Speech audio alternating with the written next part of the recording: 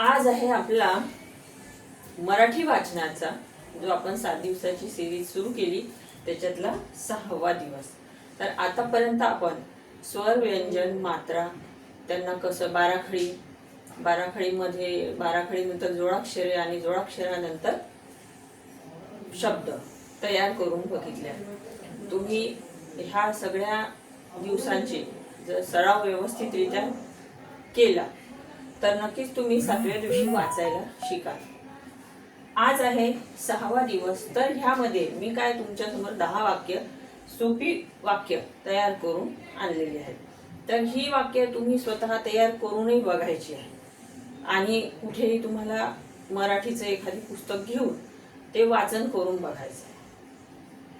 आता आपण ही 10 वाक्य वाचून बघू।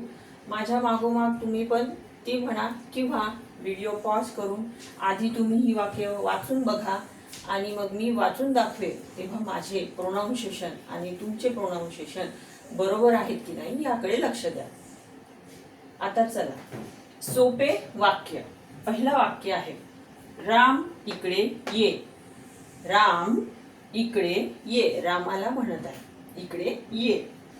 दुसरं, माझं नाव आरती आहे। आरती आहे। हे अगदी सोपे वाक्य आहे। तुम्ही व्यवस्थित जर व्यंजन आणि स्वरांचा सराव केला असेल तर तुम्हाला नक्कीच हे वाक्य वाचता येतील। थर्ड आहे मला भूक लागली आहे। मला भूक लागली आहे। चौथं, मला पाणी पाहिजे। मला पाणी पाहिजे। पाचवं, मला उद्या म्हणजे उद्या टुमॉरो, मला उद्या गावाला जायचे आहे। मला उद्या गावाला जायचे आहे। 6, मला भाकर खायला आवडते। मला भाकर खायला आवडते। 7, मी रोज शाळेत जाते। मी रोज शाळेत जाते। 8, तुझं जेवण झालं का? तुझं जेवण झालं का?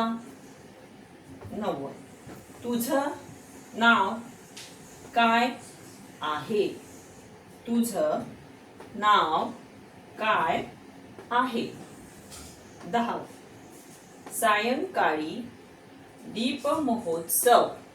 बघा, असे छोटे वाक्य बनवताना आपल्याला थोडा हार्डनेसकडे जावं लागेल, म्हणजे काय थोडे असे कठीण शब्दांकडे बघावं लागेल। वाचून बघायचं, वाचून बघितल्या बरोबर आपल्याला वाचता येईल। बघा, द ला ई ची मात्रा आहे, प म ह ला ओ ची मात्रा आहे, अर्धा त त्याला स।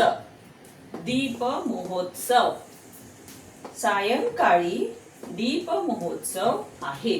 तर बघा, अशा प्रकारे तुम्ही वाक्य तयार कर किंवा तुम्हाला कुठल्याही पुस्तकामध्ये, मराठीच्या पुस्तकामध्ये कुठल्याही असा पुस्तक घेऊन वाचन करून बघायचे आहे। आता सपोज पहिली दुसरीचे थोड्या हार्ड लेवल कमी असतो तर ती पुस्तकं घेऊन आपलं वाचन सुरुवात करायची आहे। जसजसे तुम्ही वाचनाकडे वळाल, वाचन होत जाईल तसं तुमचं काय प्रभुत्व त्यावर चांगलं होत जाईल वाचन शैलीवर, आणि मग तुम्ही काय चांगल्या प्रकारे वाचन करू शकाल। पण आपलं काय आहे की आपण 7 दिवसामध्ये वाचन करूच शकतो।